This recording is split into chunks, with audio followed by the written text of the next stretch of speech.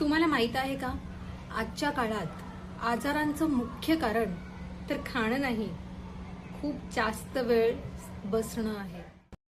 आजचं इकेगाई सूत्र क्रमांक 2 आहे, शरीर हलतं ठेवा. आपलं शरीर हालचालींसाठी बनलेलं आहे. बसून राहिलं तर रक्ताभिसरण मंद होतं, पचन बिघडतं आणि ताण वाढतो. हालचाल म्हणजे फक्त जिम किंवा हेवी एक्सरसाइज असं बिलकुल नाही.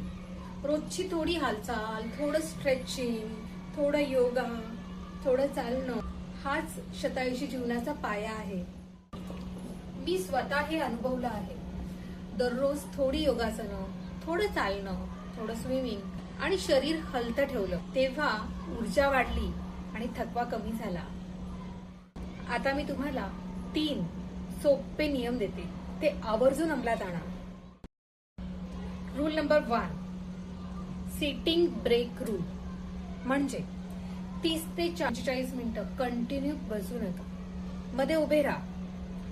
5 ते 10 पावलं चाल. कांदे आणि मान याची हालचाल करा. रोटेशन करा, वर खाली करा. Rule number 2, daily movement. रोज किमान 20 मिनिट्स 20 मिनिटं शरीर हलतं ठेवा.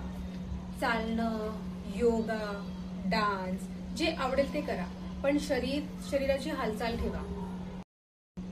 Rule number 3, movement in routine.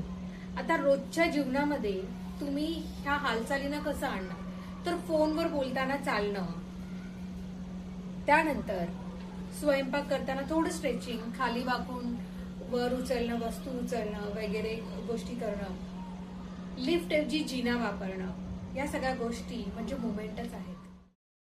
लहान हालचाली पण रोज, हे दीर्घायुष्याचं गुपित आहे. हा व्हिडिओ सेव्ह करा आणि कमेंटमध्ये लिहा, मी दररोज 20 मिनिटे हालचाल करणार आहे. आजचे एकेगाई सूत्र इथेच संपतंय, पण तुमच्या शतायुषी जीवनाची सुरुवात आजपासून होते. शतायुषी भवः.